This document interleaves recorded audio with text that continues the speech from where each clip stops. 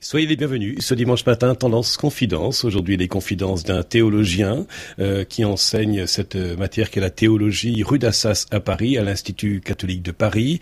Aujourd'hui, c'est la fête de la Sainte Trinité qui donne suite à la fête célébrée par les chrétiens la semaine passée qui était la Pentecôte. Avec vous, nous allons donc parler de communion, de communication. Mais auparavant, Thierry-Marie Couraud, puisque vous êtes notre invité, vous n'avez pas toujours été dominicain, ni enseignant cette matière qu'est la théologie. Vous avez été préalablement un ingénieur. Bonjour. Bonjour.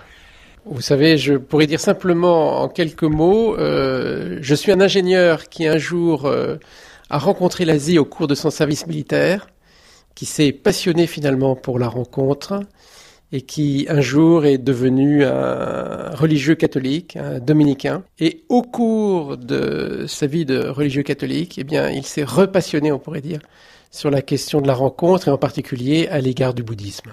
Donc quelques mots sur ce choix de vie en tant que dominicain. Lorsque je suis devenu dominicain, j'étais extrêmement attaché au Christ. Enfin, je le suis toujours. Et finalement, c'est cette rencontre avec le Christ qui un jour, après 10 ans de vie professionnelle, où j'avais été ingénieur de travaux, trésorier d'entreprise, trader sur une salle des marchés, j'ai décidé d'arrêter tout cela pour me consacrer à cette vie avec le Christ et dans la rencontre des hommes. Et avez-vous trouvé l'équilibre entre ce métier de scientifique en tant qu'ingénieur et puis maintenant en tant que dominicain où vous professez votre foi dans un mystère qui est le mystère de la Trinité, Père, Fils et Saint-Esprit, qui est proclamé par les chrétiens? Alors la foi, ce n'est jamais raisonnable et c'est totalement raisonnable. Ce n'est jamais raisonnable parce qu'effectivement, faire confiance à quelqu'un, c'est se livrer. Et ceci, je dirais, on a à le faire avec n'importe qui, avec nos amis, avec nos parents. Mais en même temps, c'est extrêmement raisonnable parce que c'est là où on découvre que l'on rejoint ce pourquoi on est fait en tant qu'homme. Et une fois qu'on a découvert sa vocation profonde, eh bien, on est heureux.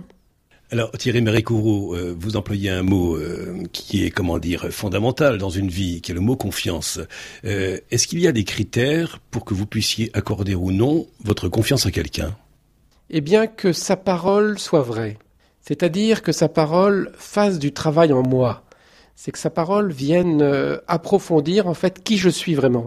Et lorsque dans une relation avec quelqu'un, on découvre que ce qu'il nous dit nous affecte en profondeur et non pas nous détruit ou nous rejette ou nous exclut, mais nous permet d'être toujours plus ce que nous avons envie d'être et que finalement nous ignorons quelque part. C'est ça qui est très étonnant dans la relation humaine, c'est que nous avons besoin de l'autre pour pouvoir grandir en vérité et en amour. Mais c'est un peu un défi aussi que cette confiance, puisque l'autre peut me révéler une partie de moi-même que j'aime ou que je n'aime pas. Oui. Alors, et c'est pour ça que toutes les relations ne sont pas nécessairement bonnes. Parce que pour pouvoir affronter en quelque sorte cette partie de nous-mêmes que nous n'aimons pas ou qui est mauvaise, il nous faut quelqu'un qui nous aime. C'est-à-dire qui puisse nous dire « mais n'aie pas peur de ce que tu es. N'aie pas peur.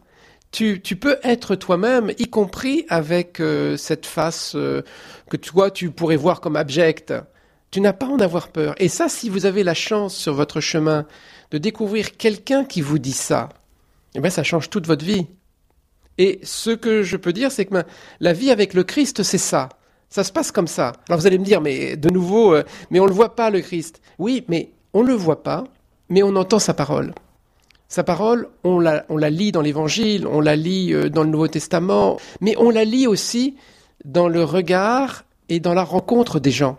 C'est-à-dire de manière paradoxale, moi je rencontre le Christ quand je vous rencontre par exemple. Et donc ça me met en confiance. Mais le nombre de rencontres que je fais où je vois le Christ finalement, c'est régénérant en fait. Donner sa confiance, merci pour cette confiance que vous me donnez, Thierry-Marie Couraud. Mais ensuite il faut demeurer. C'est-à-dire il faut que cette confiance, vous puissiez me l'accorder les jours qui suivent. Et ça, c'est un autre travail. Oui, c'est un travail qui continue à se faire justement par la relation que nous développons. Et cette relation que nous développons, c'est justement de l'ordre du dialogue. C'est-à-dire, si je découvre que quand je vous parle, vous m'écoutez, ce que vous êtes en train de faire, donc c'est encore formidable, eh bien, vous dialoguez avec moi. Et si vous dialoguez avec moi, eh bien, là aussi, ça me permet à mon tour d'oser une parole. Et quand j'ose une parole, j'essaye de dire des choses de moi-même que peut-être je n'ai jamais dit à quelqu'un d'autre. Vous voyez ? Et ça construit la relation. Et ça construit la confiance. Et ça développe la vie. Et ça rend heureux. Alors, depuis le début de cette émission, nous avons abordé 3 mots-clés. Le mot vie, le mot confiance et le mot rencontre. Vous êtes allé, Thierry-Marie Couraud, en tant que dominicain, assez régulièrement en Asie, rencontrer aussi des moines bouddhistes. C'est une complémentarité que ces deux cultures, la culture européenne et la culture asiatique. Alors, je vais peut-être vous surprendre parce que je ne vais pas parler de complémentarité. Je pense que de manière étonnante, quand nous rencontrons les autres, mais vraiment comme ils sont, en fait, ils ne sont pas complémentaires à ce que nous sommes. Ils sont véritablement singuliers. Vous voyez, je dirais même pas différents. Parce que la différence, quand on fait des différences, on compare. Donc là, je dirais, on n'est même pas dans la comparaison, ils sont uniques. Voilà. Et donc, ce qui est passionnant, c'est que quand je rencontre l'Asie, quand je rencontre les cultures asiatiques, quand je rencontre des personnes asiatiques, eh bien, elles sont uniques, elles sont singulières. Tout comme en Europe, ou moi-même, ou vous, nous sommes des êtres singuliers. Et c'est ça qui va faire la richesse d'une rencontre. Ce n'est pas nécessairement de voir qu'est-ce qu'il y a en plus ou en moins, voyez. Alors, en tant que théologien, vous enseignez bien sûr la religion chrétienne à travers cette matière qui est la théologie. Vous enseignez aussi d'autres religions ou d'autres confessions religieuses. Qu'en est-il de la laïcité ? Alors, la vraie laïcité, celle dont nous sommes les héritiers, je dirais, depuis le début du XXe siècle, est une vraie chance. C'est une vraie chance parce qu'elle donne un cadre pour que l'ensemble des courants religieux, philosophiques, puissent se déployer en dialogue les uns avec les autres et pour le bien de la société. Cette laïcité-là est une véritable chance pour notre pays et puis pour chacun d'entre nous. Et ces différentes formations sont proposées non seulement rue d'Assas à l'Institut catholique, mais également dans les centres d'études théologiques. C'est ce que vous proposez aussi à l'Institut catholique de Paris en donnant différents cours, et vous avez justement différents cursus qui permettent à celles et ceux qui veulent profiter de cet enseignement de venir 21 rue d'Assas. Oui, et nous avons en fait en particulier par exemple un institut qui s'appelle l'Institut de sciences et de théologie des religions, qui a été créé il y a 50 ans, où nous enseignons les 7 grandes religions du monde, plus la laïcité, plus également les questions qui concernent le dialogue et la mission. Et nous ouvrons d'ailleurs des cours aussi même en ligne. Donc même vos auditeurs en Bretagne, en Normandie, dans tout l'Ouest, en fait, peuvent suivre nos enseignements. Thierry-Marie Couraud, vous enseignez donc cette matière qui est la théologie, avec différentes déclinaisons, théologie des religions, théologie du dialogue, théologie fondamentale. Nous en savons déjà un peu plus avec vous suite à la première partie d'émission, mais nous allons continuer d'en savoir un peu plus maintenant. Quand on regarde le mot religion, c'est ce qui réunit. Et nous voyons bien que ce n'est pas aussi simple dans le concret. Alors, la religion, ça relie à Dieu, à l'ultime, tout dépend comment on l'entend, et puis ça relie les hommes entre eux. Effectivement, la religion, au sens le plus nombreux de termes, devrait toujours être une occasion de paix et de dialogue. Donc, toute religion, en quelque sorte, qui conduit à la division, est en quelque sorte une contradiction en soi, hein. Et on le voit bien finalement, les mouvements religieux qui divisent, ils sont quand même marginaux, hein, même s'ils prennent beaucoup de place sur le plan des médias, par les destructions terribles qu'ils sont capables d'opérer, mais sous des effets qui ne sont pas simplement religieux, qui sont aussi des manipulations politiques, des manipulations marchandes, nous montrent que la religion en tant que telle doit être un constructeur de paix. Alors, quelques précisions peut-être avec vous au niveau historique et d'explication de mots aussi concernant les différentes religions monothéistes, que ce soit le judaïsme, le christianisme et l'islam. À propos du judaïsme, je dirais, elle est la mère du christianisme et puis de l'islam, hein. Donc, le judaïsme est vraiment, on pourrait dire, la tradition religieuse la plus ancienne, hein. Et c'est au sein même de cette tradition juive qui se déploie, donc on pourrait dire, il y a plus de 3000 ans, sur cette partie de la Palestine, hein, dont on parle tant. C'est à partir de là qu'il y a 2000 ans, le christianisme va se développer comme d'abord un rameau du judaïsme, avant de trouver sa propre identité, sa propre originalité. Et le christianisme va s'étendre en fait sur l'ensemble du bassin méditerranéen, puis l'Europe, depuis cette époque-là, et va surgir à ce moment-là au 7e siècle ce courant religieux qui s'appelle l'islam, qui emprunte beaucoup finalement au judaïsme et au christianisme, et qui va trouver son propre moyen de développement et d'expansion depuis cette époque-là.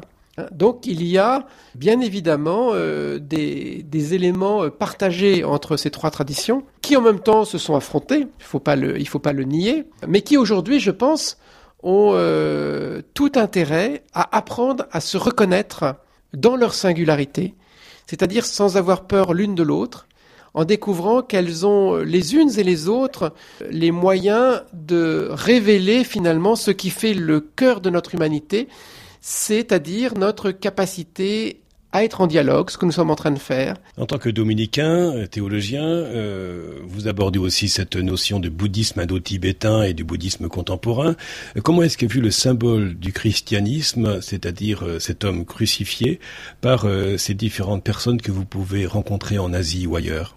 Souvent, les Asiatiques, lorsqu'ils ont des reproches, en quelque sorte, à l'égard des religions chrétiennes, des confessions chrétiennes, ça va être de dire, ben voilà, votre homme sanguinolent sur une croix, comment voulez-vous qu'on y adhère, en quelque sorte ? Or, qu'est-ce que veut dire finalement ce Christ en croix ? De manière étonnante, ça veut dire que Dieu vient dans l'humanité, ce qui est un impensé, hein, même dans l'ensemble de la tradition humaine, en dehors du christianisme. Dieu vient dans l'humanité pour partager la vie des humains, y compris dans ce cas-là de plus terrible, et qui est parfois abject, pour le coup, et qui est d'être insulté, torturé, rejeté et crucifié.